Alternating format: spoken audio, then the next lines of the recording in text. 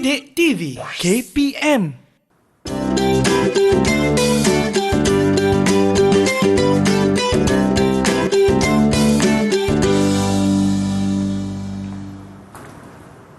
Salam sejahtera, anda sedang menonton slot pentaksiran bilik darjah ataupun lebih dikenali sebagai slot PBD bersama dengan saya, Sean Steven, selaku pengacara anda. Dan untuk hari ini, program ini khas untuk guru-guru mendapatkan inspirasi serta contoh-contoh untuk menilai dan juga melaksanakan pentaksiran bilik darjah. Tetapi sebelum tu, jom kita tengok profil guru.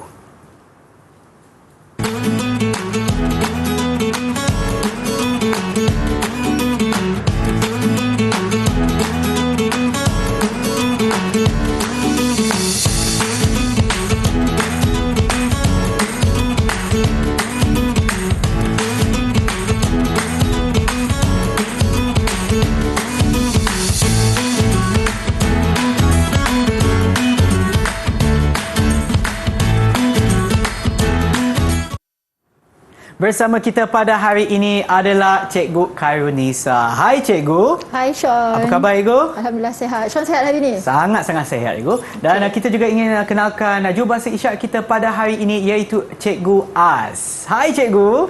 Apa khabar Cikgu? Okey, terbaiklah Cikgu. Okey, balik semua kepada Cikgu Khairunisa. Saya. Okey, untuk pentaksiran bilik darjah ni, apakah fokus kita pada hari ini Cikgu? Okey, baiklah. Fokus kita adalah untuk sains menengah rendah, iaitu sains untuk tingkatan 1, 2 dan tingkatan 3. Okey, baiklah Cikgu. Jom kita mulakan. Okey, baik. Assalamualaikum dan selamat sejahtera kepada guru-guru di luar sana dan para penonton. Okey, baiklah. Hari ini Cikgu akan teruskan dengan pentaksiran bilik darjah PBD dalam mata pelajaran sains bagi menengah rendah tingkatan 1, 2 dan 3. Baik. Okey, baiklah. Untuk pengenalan, pertama sekali kita akan lihat pentaksiran bilik darjah ini merupakan satu pentaksiran yang berterusan dalam satu sesi pengajaran dan pembelajaran bagi mendapatkan maklumat tentang perkembangan, tentang kemajuan, kebolehan dan juga pencapaian murid. Okay, PBD ini dia lebih bersifat formatif, iaitu mengutamakan kemajuan setiap murid dan membantu guru membuat diagnostik bagi mengesan perkembangan pembelajaran murid dari semasa ke semasa.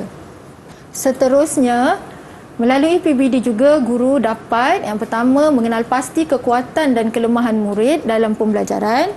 Kedua, dapat mengesan perkembangan murid secara menyeluruh. Seterusnya, dapat merancang dan mengubah sesuai kaedah pengajaran. Yang seterusnya, mengetahui keberkesanan pengajarannya. Dan yang kelima, guru dapat mengambil tindakan susulan yang sesuai dengan serta-merta.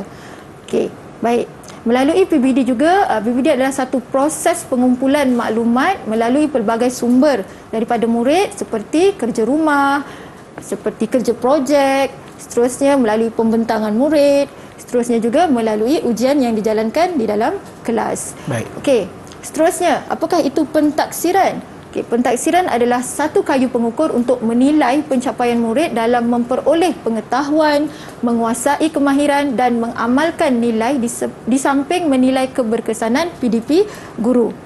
Okay, pentaksiran juga menyokong pembelajaran murid dan memberi maklum balas yang berguna kepada pihak berkepentingan seperti pentadbir, guru dan ibu bapa atau penjaga tentang perkembangan murid. Okay, seterusnya, ini adalah carta alir pelaksanaan pentaksiran bilik darjah dilakukan. Yang pertama, guru akan merancang PDPC dan menentukan kaedah pentaksiran yang bersesuaian berdasarkan dokumen standard kurikulum sekolah pentaksiran. Maafkan saya, mengulang balik. Okey, yang kedua, guru akan melaksanakan PDPC dan pentaksiran. Yang seterusnya, guru akan merekod dan menganalisis penguasaan murid.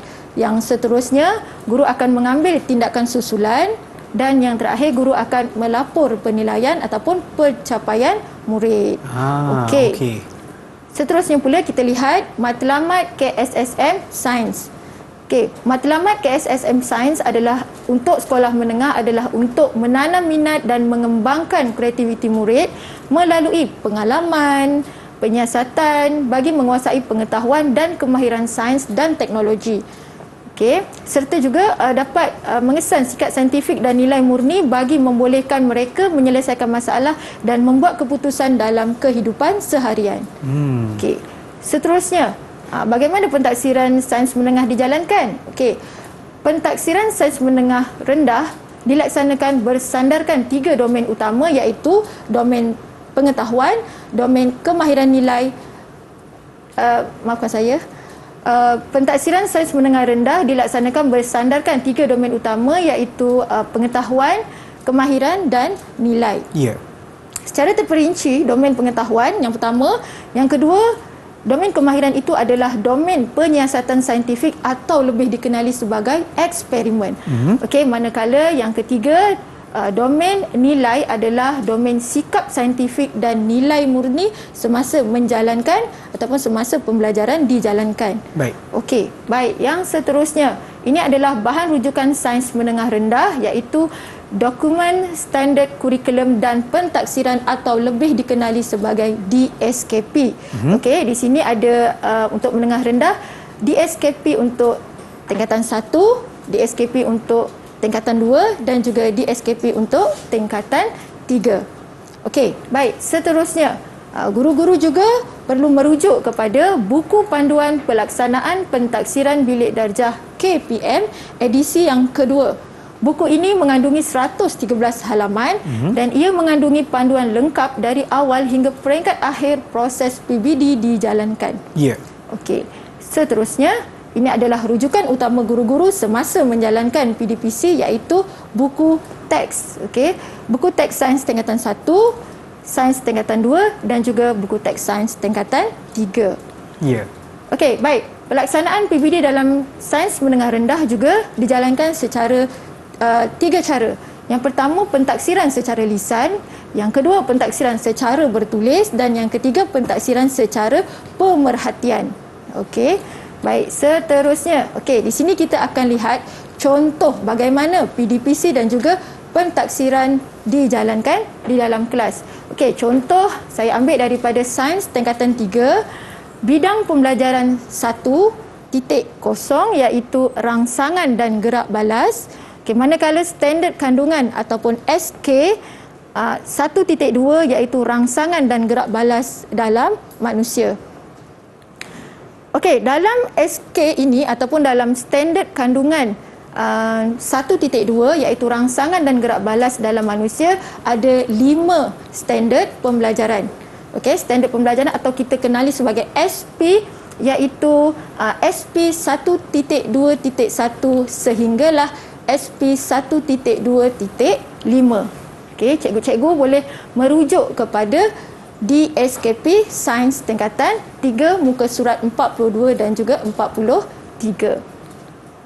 Okey, ini pula adalah standard prestasi, iaitu tahap penguasaan murid yang dicapai selepas bidang pembelajaran tersebut dijalankan. Okey, dia ada 6 tahap penguasaan, iaitu 1, 2, 3, 4, 5 dan 6. Okey.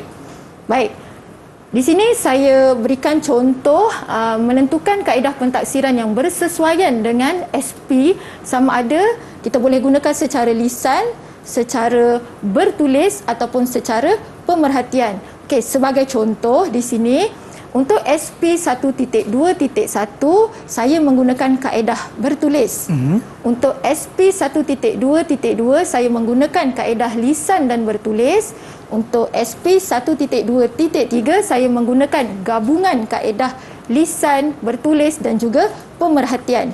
Untuk SP 1.2.4 saya menggunakan kaedah pemerhatian dan penulisan, manakala SP 1.2.5 saya menggunakan kaedah lisan. Okey, guru-guru di luar sana lebih kreatif untuk menentukan kaedah pentaksiran berdasarkan masa pembelajaran, berdasarkan murid dan juga keadaan kesesuaian bilik darjah guru-guru lah. Okey, ini adalah contoh sahaja. Baiklah cikgu. Dan sekarang kita akan berehat seketika, kembali semula selepas ini di slot PBD di Didik TV KPM.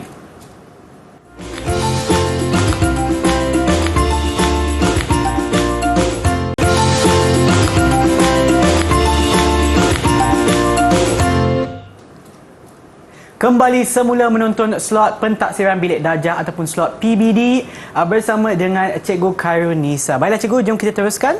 Okey, baik. Seterusnya kita lihat bagaimana pelaksanaan PDP dan pentaksiran PBD dalam sains menengah rendah tingkatan 1, 2 dan 3. Okey, seperti di awal tadi yang kita sebutkan, kita telah mengambil salah satu SK ataupun standard kandungan untuk sains tingkatan 3. Kita lihat SP yang pertama 1.2.1, melakar struktur organ deria dan menerangkan fungsi serta kepekaan terhadap rangsangan. Okey, yang pertama, guru-guru akan menjalankan aktiviti pembelajaran seperti biasa mengikut kesesuaian kelas guru-guru. Dan yang kedua, kita akan menjalankan pentaksiran. Okey, kaedah di sini saya menggunakan kaedah bertulis. Apa yang murid perlu lakukan adalah murid akan melakar, melabel dan mewarna struktur organ deria mata, hidung, lidah, telinga dan kulit berpandukan gambar rajah yang ada di dalam buku teks. Okey, jika kita lihat gambar di sini, yang pertama murid-murid sedang melukis. Okey, yang kedua selepas melukis, murid akan melabel setiap struktur pada organ deria tersebut. Dan yang ketiga, untuk hasil yang lebih menarik, kreatif dan cantik, maka murid bolehlah mewarna lakaran tersebut. Baik. Okey. Baik. Seterusnya di sini cikgu ada sediakan video. Okey, cikgu, jom kita saksikan. Okey.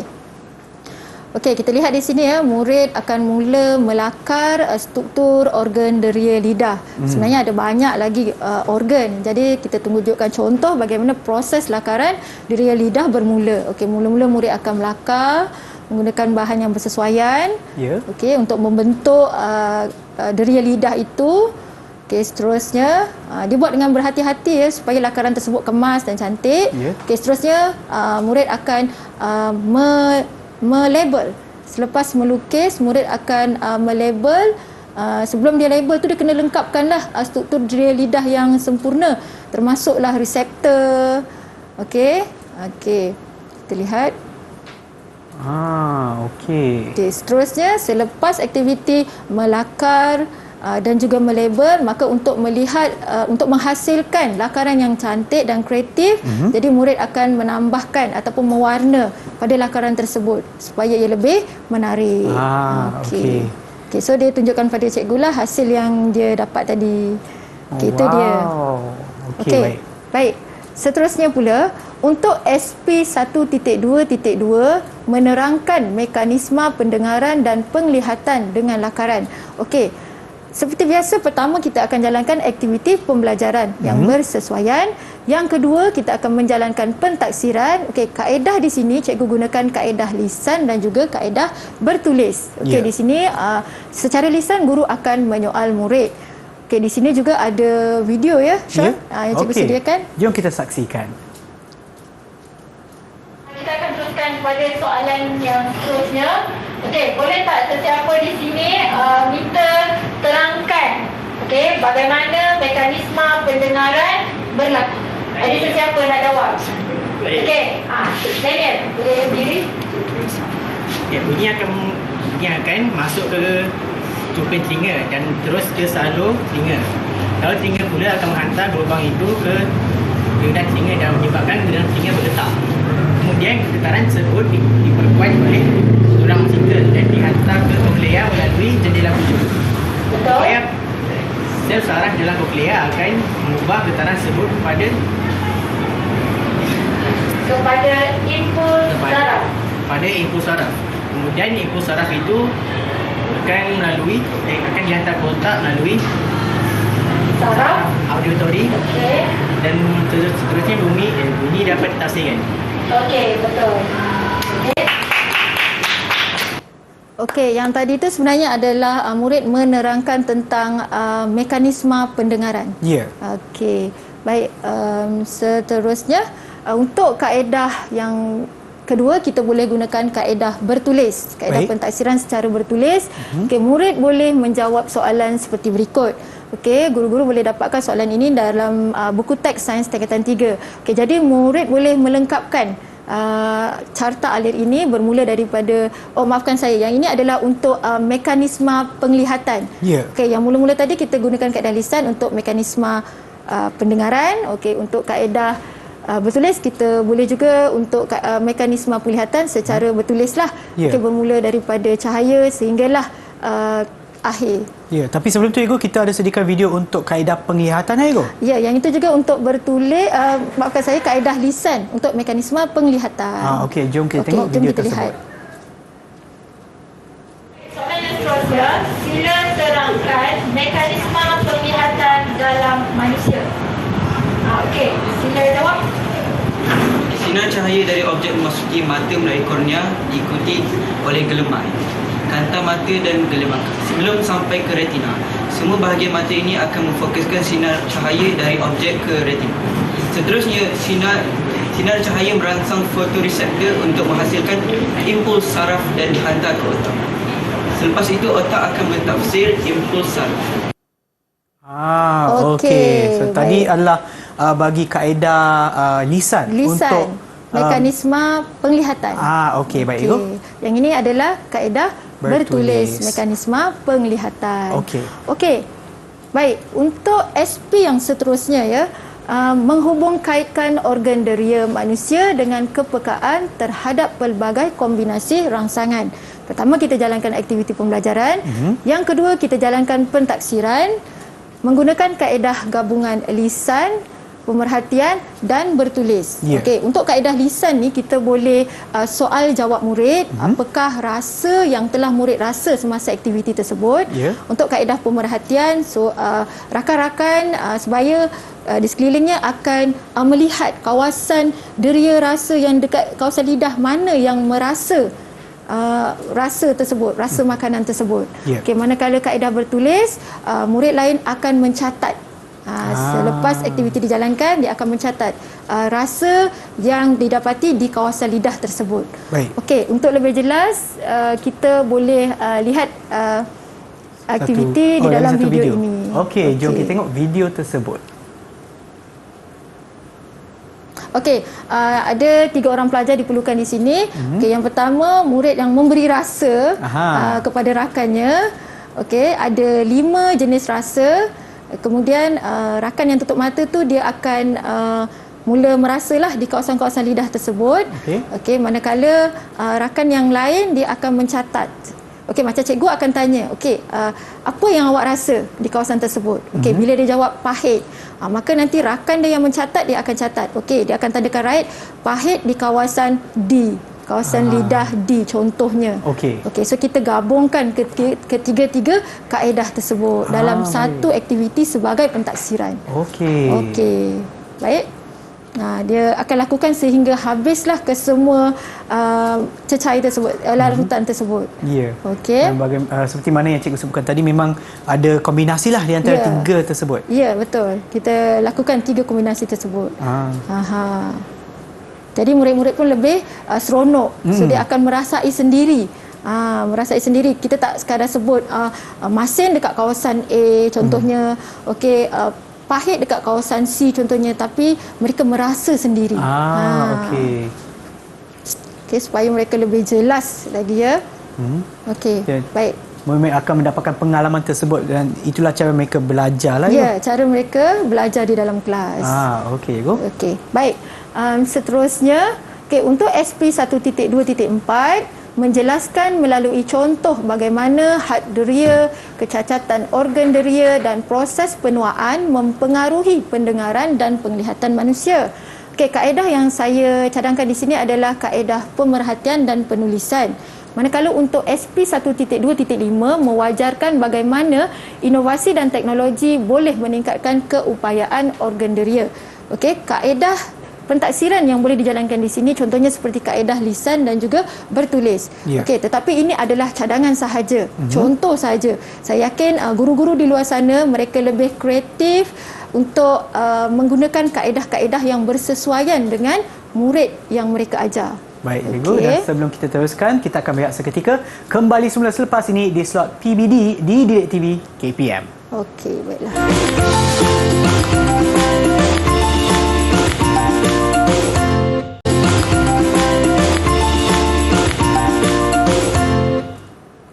Salam sejahtera, anda sedang menonton slot PBD ataupun slot pentaksiran bilik darjah bersama dengan saya Sean Steven dan juga Cikgu Karenisa serta jurubahasa isyarat kita pada hari ini Cikgu Az. Baiklah cikgu, jom kita teruskan. Okey, baik, kita teruskan. Okey, selepas kita menjalankan aktiviti pengajaran dan pembelajaran dan kita mentaksir murid di dalam kelas, okey, maka tibalah masa untuk kita merekod dan menganalisis penguasaan murid terhadap SP yang kita jalankan. Baik. Okey, baik. Kita lihat dulu, perekodan adalah satu proses merekod pencapaian murid berdasarkan tahap penguasaan yang telah diperincikan dalam dokumen standard kurikulum dan pentaksiran atau lebih dikenali sebagai DSKP. Ya. Okey, baik. Perekodan, guru-guru boleh melaksanakan atau mencatat penguasaan murid dan perkembangan murid di dalam contoh-contoh tersebut seperti dalam rekod mengajar guru. Yang kedua, boleh juga disimpan di dalam buku catatan guru. Yang ketiga, senarai semak, dan yang keempat di dalam template pelaporan Excel. Ya. Okey, ini adalah untuk memudahkan guru merujuk tahap perkembangan seseorang murid tersebut.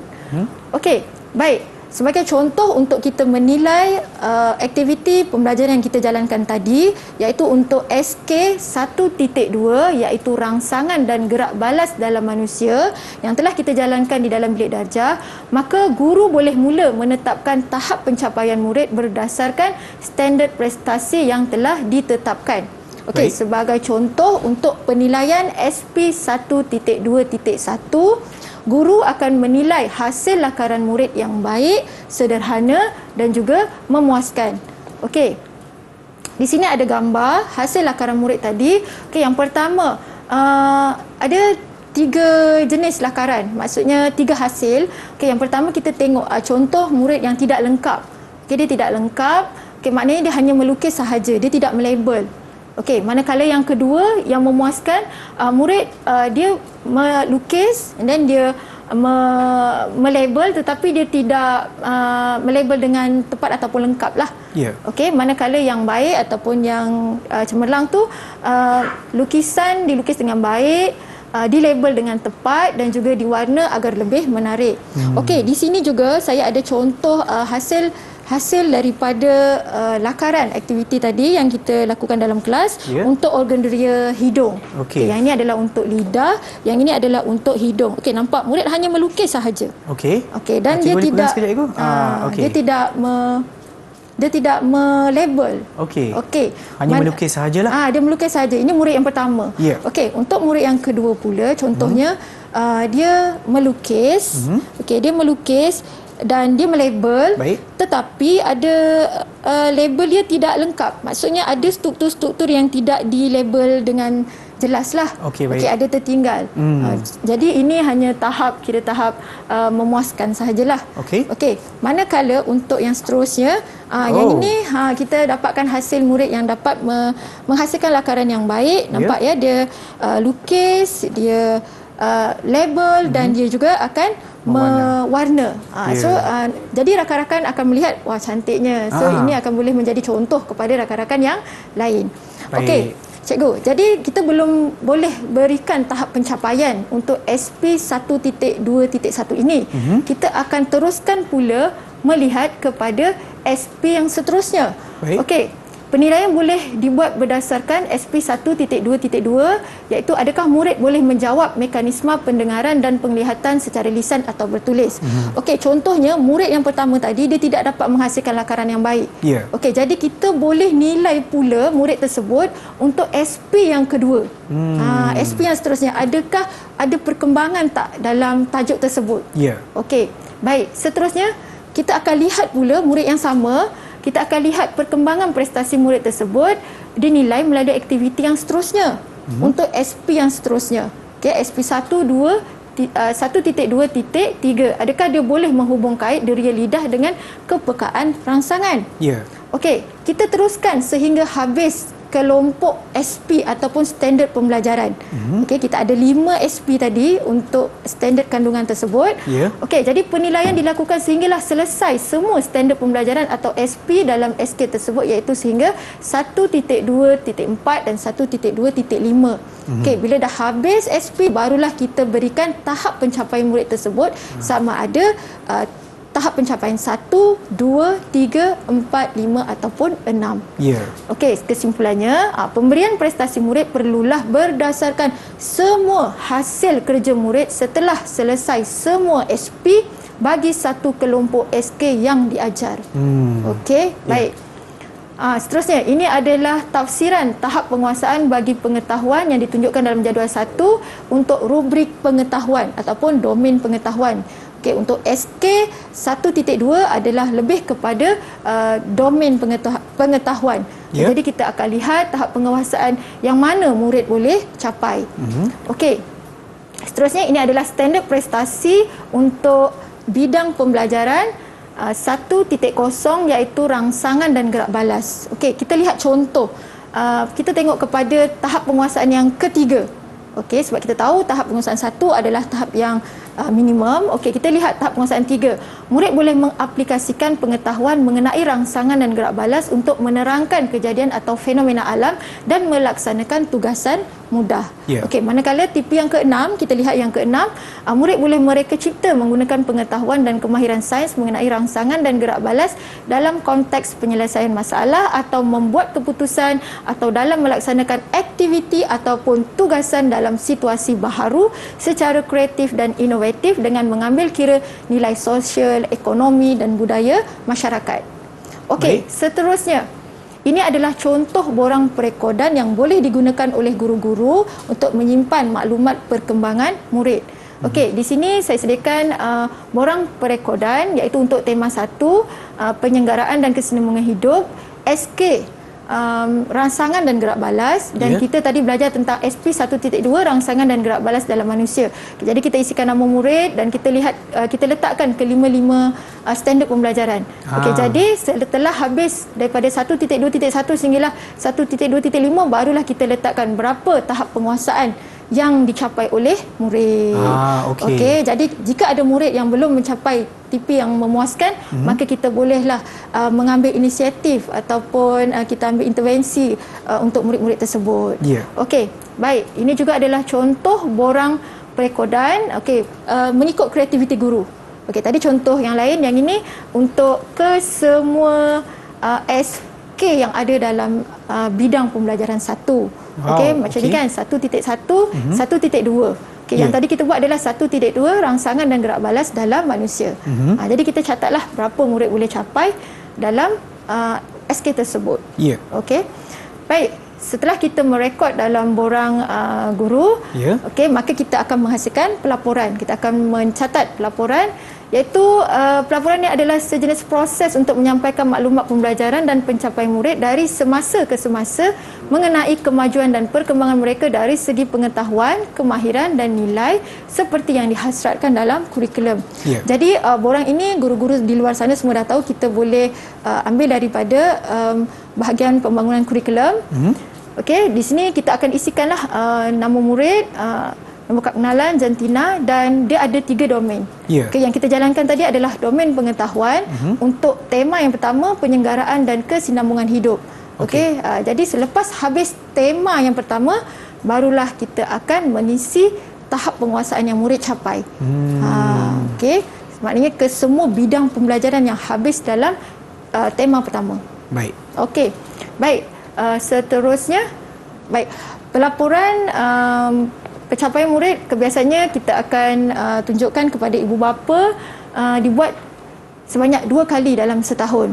Okey, untuk yang ini dia merangkumi ke semua mata pelajaran yang diambil oleh murid. Okey, kita lihat di situ ada sains kan. Okey, sains murid telah tahap penguasaan keseluruhan, murid mencapai TP5. Di situ.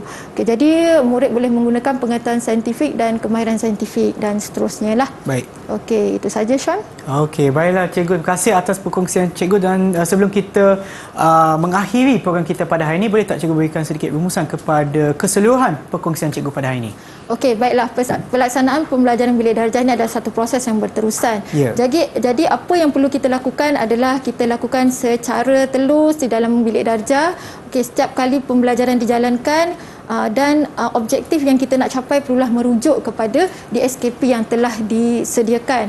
Okey, rancanglah aktiviti pembelajaran yang bersesuaian dengan murid, pilih kaedah pentaksiran yang bersesuaian, dan kita lakukan penambahbaikan supaya murid mencapai tahap penguasaan yang memuaskan. Okey. Selepas itu, jangan lupa cikgu rekod di dalam perekodan yang telah disediakan. Itu Baiklah sahaja. cikgu, terima kasih cikgu atas perkongsian pada hari ini cikgu, dan juga kepada guru-guru yang menonton sekarang, harap ia memberikan anda inspirasi kepada cara-cara dan contoh-contoh untuk mentaksir ataupun untuk melaksanakan pentaksiran bilik darjah. Dan kita akan berjumpa lagi hanya di Didik TV KPR. Jumpa lagi. Bye semua.